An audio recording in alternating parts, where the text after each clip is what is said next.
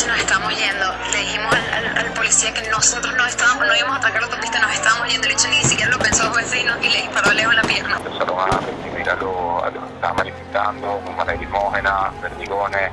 Y nos lanzamos al piso. Yo fui el primero en recibir el disparo. Esa pudo haber sido mi pierna.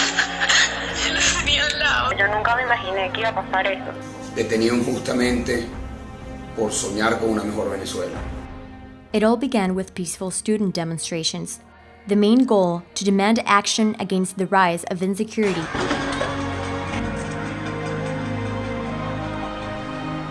and economic crisis in their country.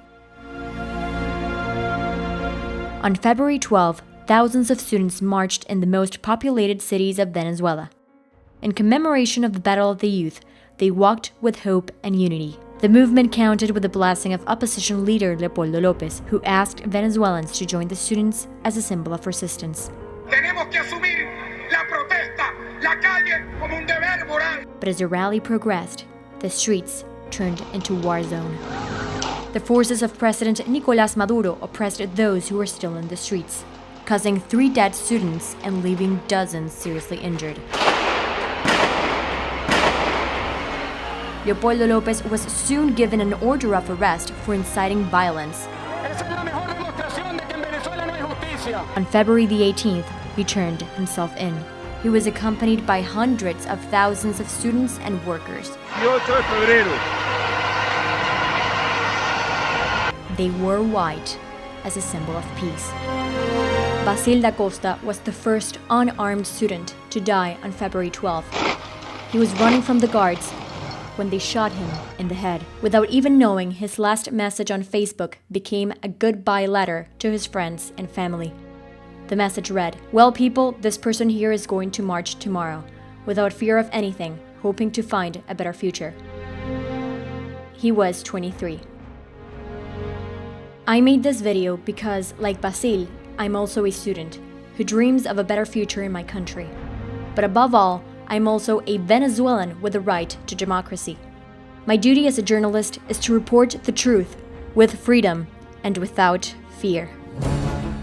Over the past weeks, I used every single resource I had to bring just that, the truth, to a censored and desperate Venezuela. I was able to locate and talk to 3 students from Caracas via phone. Loredana Neves, Giovanni Russo, and a student who preferred to remain anonymous were participating in different protests. They were getting ready to get back home safely, when suddenly they said to experience violence from the security forces. Por favor, que ya no íbamos a ir, éramos puras mujeres. Y el guardia dijo, corran. Arranca de aquí, fue lo que me dijo el guardia, y cuando me dijo arranca aquí me volteé, me soltó el tiro.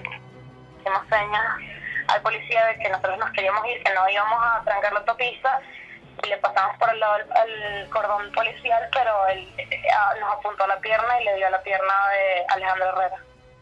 After I heard the stories, I had to ask myself, how is this legal?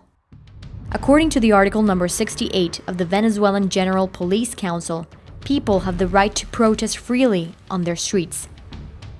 Article number 55 says that the state law enforcement groups will respect the human rights of all people. And in case of public unrest, repression with gas bombs and pellet bullets should only be used when all negotiation sources have been tried and exhausted. So I asked student Giovanni Russo the conditions when he was shot by the National Guard. Una vez que te alcanzaron, los dejaron libres y les empezaron a disparar sin ninguna razón. Es correcto. And then I asked the same question to Loredana Neves. She was leaving the protest in a motorcycle with his friend Alejandro Herrera when a member of police shot Alejandro in the leg. ¿Cuál fue la reacción de la Guardia Nacional cuando le explicaron a ustedes que uno de ellos fue el que le disparó? Quería ni siquiera mirar la cara, yo le dije, nos estamos yendo, o sea, ¿cómo es posible que ustedes sean incapaces? Yo le hice señas de que nos estábamos yendo, nosotros no queríamos seguir protestando y ustedes ni siquiera hesitaron por un momento, sino que nos vieron de una. According to the 2 students' testimony, law enforcement officers never attempted to negotiate as this rule required. The 3rd student had a similar experience. She said the National Guard received help from paramilitary pro-government groups called colectivos. Nos mantuvieron contra el piso y ¿sabes? Tuvimos que resguardarnos abajo de los bultos y todo lo que teníamos porque nos pasaban los perdigones por encima. When protests turned violent, many neighbors opened their doors and offered shelter to those students who felt their lives were in danger. Fueron personas que nos abrieron las puertas y nos dijeron, métanse aquí, y ahí nos mantuvimos todos en el piso con las luces apagadas, ya que fue justo enfrente de la plaza y desde ahí escuchábamos todo lo que estaba pasando. But not everybody could escape from the bullets. Take a look at this video shot by civilians the night of February 19th. It shows the National Guard shooting a civilian that was protesting, and later leaving him on the streets. This young man did not have any weapons to defend himself. Civilians took him to the hospital where he needed 35 blood donations. By the time of the release of this video, he remained in critical condition. More than dozens unarmed Venezuelans have lost their lives in the past days. Beauty queen and student Genesis Carmona was shot in the head. Geraldine Moreno was shot in the eye and died the day after. Roberto Redman, who helped carry the body of Basil da Costa, was also shot to death later that night. And if they are not shot, they are caught. Like these one, there are hundreds of other protesters behind bars. And once they are caught, they're physically abused. Juan Manuel Carrasco reported being tortured, threatened, and sexually abused by the National Guard during prison. Soy la madre de Juan Manuel Carrasco González. ¿Ok? Sí. Yo quiero invitar a la Fiscal General de la República, Luisa Estela Ortega Díaz, a la Presidenta del Tribunal Supremo de Justicia, a la Defensora del Pueblo, que vengan al Valencia, Estado Carabobo, y que se apersonen aquí en mi casa, en la Policlínica La Viña, y certifiquen el estado de salud en el que se encuentra mi hijo. Juan Manuel's mother added how her son made the nurses cry as he kept screaming in panic. No me peguen más, auxilio, papi, ven, papá, por favor, ayúdame. Among the declarations, Juan Manuel told the Colombian station NTN 24 how he was raped with a rifle. He also said the guards gave him death threats from the same ones who swore his protection. But this doesn't end here. Take a look at this other video. Marvinia Jimenez said she saw how the National Guard repressed protesters with tear gas and firearms. She took her phone and started recording what she thought she could use as evidence of abusive force. When the National Guard noticed what she was doing, she said they shoved her to the ground. Mira cómo le dan golpe, miren, no es mentira. As you can see in this video taken by a neighbor, a female guard took her helmet off and hit her several times in the head, despite of her screams of pain. Marvinia was not only brutally beaten as these pictures show. She revealed her testimony to this news website, where she said, "The worst hadn't begun. They took me in handcuffs on a motorcycle and the woman continued hitting me." Marvinia was charged with 5 serious offenses by the Venezuelan Attorney General Luis Ortega Diaz. They included assault and resistance to authority. This other video captures the moment when National Guard trespassed the private property of the civilians shooting this video and forced residents to hide inside their homes until they were gone. So the question arises, who reports these events and who punishes those who are shown violating the human rights of the people? Following governmental censorship, every Venezuelan TV station has turned a blind eye on the reality of its country. While Geraldine Moreno was being buried, President Maduro was in primetime television dancing with a smile on his face. Thousands of citizens depended on NTN 24 to hear what was happening. But after February 12, the channel went out of signal. CNN en español received threats as well. Cuando se nos dice que nuestro permiso para realizar nuestra labor periodística en Venezuela está revocado y nos preguntan que cuándo nos vamos del país. As the doors close at home, Venezuelans find new ways to spread their message to the world. Social media has become key to disseminate information. Venezuelan citizens became street reporters. While the National Guard uses weapons to kill their own people, the students use mobile devices to report the truth. Hundreds of YouTube videos about this reality have been posted since February 12th. Y tú también, porque sé que estabas llorando. Mírate los ojos como los tienes. Lucha por nosotros, lucha por ti, por tu familia. ¿Qué quieres? Que Venezuela caiga de rodillas por completo para que ustedes recapaciten y se den cuenta de lo que estamos viviendo. Hace falta eso. Hace falta que más gente muera para que todos podamos salir adelante. These images have made international media organizations capable of informing the eyes of the world about this situation.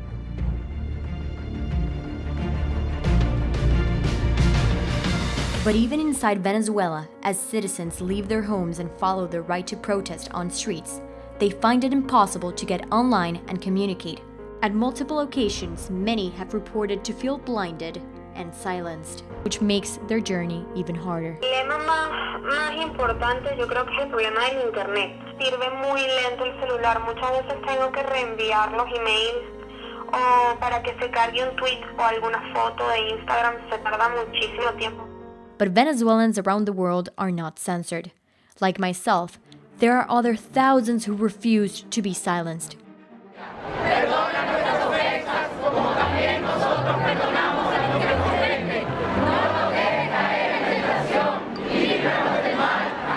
We have united for the same cause, bombarding the world with information about the human rights violations in Venezuela. They seek for international support. With their campaigns such as I'm Your Voice Venezuela and SOS Venezuela, the reality of uprising and violence in their nation has reached others' hearts. Puerto Rico y todo el pueblo latinoamericano estamos con Venezuela. Soy de Colombia y estoy apoyando a Venezuela porque quiero ser la voz de ellos. Soy español, pero tengo un gran afecto por Venezuela y por todos los países latinoamericanos y considero que son nuestros hermanos. With ongoing rallies around the world, they demand their voice to be heard.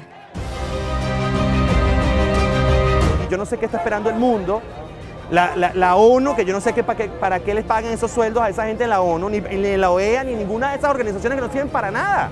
Hablemos claro, no sirven para nada. La gente se está matando en Venezuela y no hacen absolutamente nada.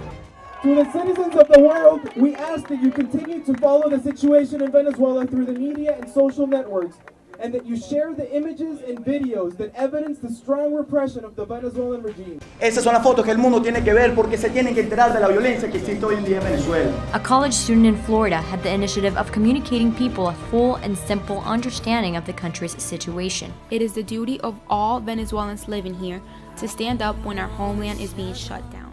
It has more than 2 million views. She used videos and photos pulled out from Instagram, Facebook, and Twitter, a proof that internet and social media has become a tie to Venezuelans around the world. I'm a Venezuelan living in Barcelona, and I complain because I love my country and I want a better future for Venezuela. We had enough debts, enough insecurity, enough injustice. It's why I fight. That is why we fight. I believe in a better future where I can go back to my country and not be afraid. It's important that no matter where you are, you go out to the streets to report to the world what's happening to our country. Desde aquí, en Alberta, Canadá, pido que apoyemos a todos los venezolanos que andan en las calles manifestando por un mejor futuro en el país. Si somos hermanos en las buenas, también tenemos que hacerlo en las malas. To create awareness of Venezuela's current situation, a group of friends and I have been talking to the classrooms of our university, spreading the word of what's happening in our country. Wherever I go, I tell people what's happening. Nosotros somos la única esperanza en nuestro país, pues por medio de nosotros es que ellos se están enterando de todo lo que está ocurriendo. Twitter and Instagram and Vine, sending pictures, are sending videos, are sending voice notes of what's going on, and you can see through these means what's really happening. Reprimen y hieren a estudiantes y obviamente el país ha despertado y ha dicho basta. Ya el país está totalmente cansado, que no damos para más muertos, que lo que queremos es salir para adelante. Considering the media blockage that is in effect in the country, we need your spaces to become an echo to the cry that is now forbidden in Venezuela. The accumulation made out of street images has placed Venezuela under the world's microscope. Breaking news tonight out of Venezuela. Nuevos hechos de violencia en Venezuela. Estos videos han sido revisados y confirmados. Nicolás Maduro anunció en cadena de televisión que legitimate grievances of the Venezuelan people. Fuerzas políticas en Venezuela. Even though the future of Venezuela remains uncertain, Venezuelan workers and students all around the world insist they are not willing to give up their right to freedom, democracy, and their hunger for a better country. The message is the same one that everybody's going to give them. A pesar de que muchas personas piensan que el apoyo en el extranjero no cuenta, sí cuenta. Estamos dando toda la fuerza posible desde acá a los estudiantes de Venezuela que están en pie de lucha desde hace más de una semana, que están arriesgando su vida, que están arriesgando todo lo que tienen por un mejor futuro para todos nosotros. Claramente la situación va más allá de las manos. Ahí es en donde estamos entrando nosotros. Nosotros estamos entrando para decirles, no, tú puedes seguir. En cuanto te rindas, ya la lucha se habrá acabado, habrás perdido. And if you continue doing this, you're gonna get somewhere. Y no se trata de política, no se trata de a quién ponemos en el poder o quién sale del poder. Porque Venezuela simple y llanamente es el país en donde yo nací. Que nos hizo crecer, el país donde aprendimos, lloramos, vivimos, estudiamos. Mi cabeza ahorita está en Venezuela en cuanto a la situación, en la crisis. Vivo pegada a un celular, leyendo todo lo que está pasando, informándole a la gente que está allá que no tiene cómo comunicarse y que yo a veces me entero primero que ellos de lo que está pasando. Es horrible, es una sensación indescriptible. Pero que estemos lejos no significa que estamos ausentes y estoy aquí demostrando que aunque no estemos en físico, estamos de corazón y estamos en espíritu y estamos con todos los estudiantes y toda nuestra familia. Estamos preparándonos para luego volver a ir al país y sacarlo adelante. Para volverla a ser ese país potente, ese país importante que debe ser. Protestamos por un cambio que perdure en Venezuela. Se trata realmente de tener un mejor bienestar para todos, tener seguridad. Quiero regresarme a mi casa y quiero estar junto otra vez con mi familia y que estemos todos en paz y felices como recuerdo mi infancia. No acostarte todos los días pensando si el día de mañana te van a hacer algo. La gente en Venezuela se está muriendo de hambre, no hay medicinas y la están cayendo a plomo. Hay que tener siempre claro cuál es nuestra lucha. Estamos luchando contra escasez. La canasta básica es 3 veces el sueldo mínimo de Venezuela. Estamos luchando contra inseguridad. El año pasado más de 24.000 venezolanos murieron a manos de AMPA, murieron por violencia. Estamos luchando contra la censura. Los medios, las televisiones, las radios no están mostrando la verdad en Venezuela. We urge the heads of states of all democratic nations and parliaments of the world that have not already done so to pronounce yourselves against the 8 deaths, the more than 300 detained, the political prisoners, and the censorship of the media. We want to know that whether you are on the side of democracy and human rights or not. President John F. Kennedy once said, "The hottest places in hell are reserved for those who, in times of great moral crisis, maintain their neutrality." It's not a time to be neutral. It's a time to stand up for what is right. It's a time to fight for human rights and to fight for freedom and democracy. Sigamos esta lucha, pero siempre con paz, siempre sujetos a la Constitución, siempre respetando los derechos del otro. Porque si queremos tolerancia, tenemos que mostrar tolerancia. Y si queremos una mejor Venezuela, tenemos que mostrarlo nosotros también. So now the question remains, is it the people who should fear the government?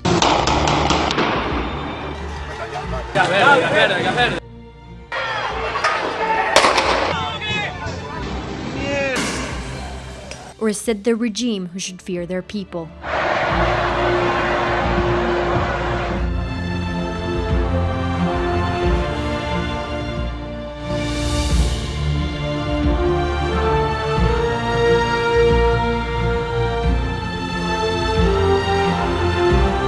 These students have one thing clear. He who tires loses.